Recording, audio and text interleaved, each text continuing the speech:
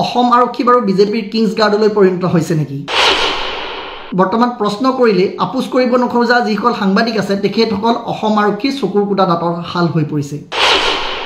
অসম আৰক্ষীৰ দৰে এটা দায়িত্বশীল বিভাগ, গৃহ বিভাগ সমগ্ৰ দেশৰ সন্মুখতে হাঁহিয়তাৰ পাত্ৰ কৰা নাই জানো? মুখ্যমন্ত্ৰী হিমন্ত বিশ্ব শৰ্মাৰ দিনত অসম আৰক্ষী বাৰু বিজেপিৰ কিংছ গাৰ্ডলৈ পৰিণত হৈছে নেকি?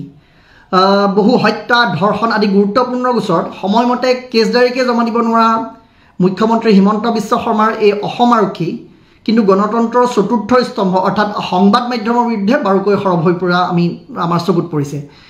বিজেপি চৰকাৰৰ দিনত বৰ্তমান প্ৰশ্ন কৰিলে আপোচ কৰিব নোখোজা যিসকল সাংবাদিক আছে তেখেতসকল অসম আৰক্ষীৰ চকুৰ কুটা দাঁতৰ শাল হৈ পৰিছে।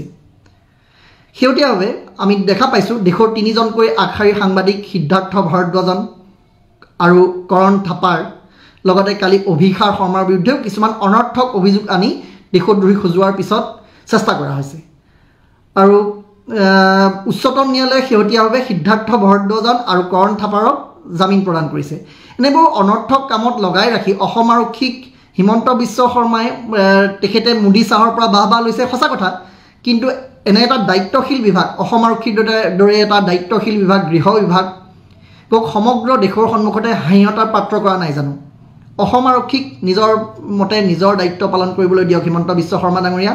শেহতীয়া তথ্য অনুসৰি ক্ৰাইম মিত্ৰৰ ক্ষেত্ৰত অসমৰ স্থান ষষ্ঠ, আৰু আপুনি এইবোৰ অনৰ্থক কামত যদি লগাই থাকে আমি ভাবোঁ শ্ৰেষ্ঠ 5খন ৰাজ্যতো আপোনাৰ সেই কথা নহয়েই, কিন্তু ক্ৰাইম মিত্ৰৰ ক্ষেত্ৰত যে প্ৰথম হ'বগৈ সেয়া ধ্ৰুৱ হৈ পৰিছে। গতিকে আমি আশা কৰিছোঁ আপুনি অসম আৰক্ষীক এইবোৰৰ পৰা আঁতৰাই ৰাখক। ধন্যবাদ। অসম আৰক্ষী বাৰু বিজেপিৰ কিংছ গাৰ্ডলৈ পৰিণত হৈছে নেকি? বৰ্তমান প্ৰশ্ন কৰিলে আপোচ কৰিব নোখোজা যিসকল সাংবাদিক আছে তেখেতসকল অসম আৰক্ষীৰ চকুৰ কুটা দাঁতৰ শাল হৈ পৰিছে। অসম আৰক্ষীৰ দৰে এটা দায়িত্বশীল বিভাগ, গৃহ বিভাগ সমগ্ৰ দেশৰ সন্মুখতে হাঁহিয়তাৰ পাত্ৰ কৰা নাই জানো? মুখ্যমন্ত্ৰী হিমন্ত বিশ্ব শৰ্মাৰ দিনত অসম আৰক্ষী বাৰু বিজেপিৰ কিংছ গাৰ্ডলৈ পৰিণত হৈছে নেকি? বহু হত্যা, ধৰ্ষণ আদি গুৰুত্বপূৰ্ণ গোচৰত সময়মতে কেছদাৰীকে জমা দিব নোৱাৰা মুখ্যমন্ত্ৰী হিমন্ত বিশ্ব শৰ্মাৰ এই অসম আৰক্ষী কিন্তু গণতন্ত্ৰৰ চতুৰ্থ স্তম্ভ অৰ্থাৎ সংবাদ মাধ্যমৰ বিৰুদ্ধে বাৰুকৈ সৰব হৈ পৰা আমাৰ চকুত পৰিছে। বিজেপি চৰকাৰৰ দিনত বৰ্তমান প্ৰশ্ন কৰিলে আপোচ কৰিব নোখোজা যিসকল সাংবাদিক আছে তেখেতসকল অসম আৰক্ষীৰ চকুৰ কুটা দাঁতৰ শাল হৈ পৰিছে। শেহতীয়াভাৱে আমি দেখা পাইছোঁ দেশৰ তিনিজনকৈ আগশাৰীৰ সাংবাদিক সিদ্ধাৰ্থ ভাৰদ্বাজন আৰু কৰণ থাপাৰ লগতে কালি অভিষাৰ শৰ্মাৰ বিৰুদ্ধেও কিছুমান অনৰ্থক অভিযোগ আনি দেশদ্ৰোহী সজোৱাৰ পিছত চেষ্টা কৰা হৈছে।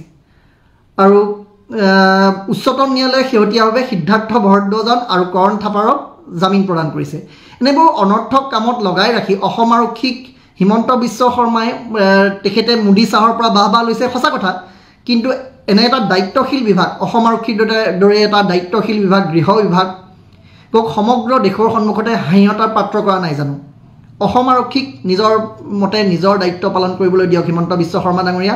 শেহতীয়া তথ্য অনুসৰি ক্ৰাইম মিত্ৰৰ ক্ষেত্ৰত অসমৰ স্থান ষষ্ঠ, আৰু আপুনি এইবোৰ অনৰ্থক কামত যদি লগাই থাকে আমি ভাবোঁ শ্ৰেষ্ঠ 5খন ৰাজ্যতো আপোনাৰ সেই কথা নহয়েই, কিন্তু ক্ৰাইম মিত্ৰৰ ক্ষেত্ৰত যে প্ৰথম হ'বগৈ সেয়া ধ্ৰুৱ হৈ পৰিছে। গতিকে আমি আশা কৰিছোঁ আপুনি অসম আৰক্ষীক এইবোৰৰ পৰা আঁতৰাই ৰাখক। ধন্যবাদ।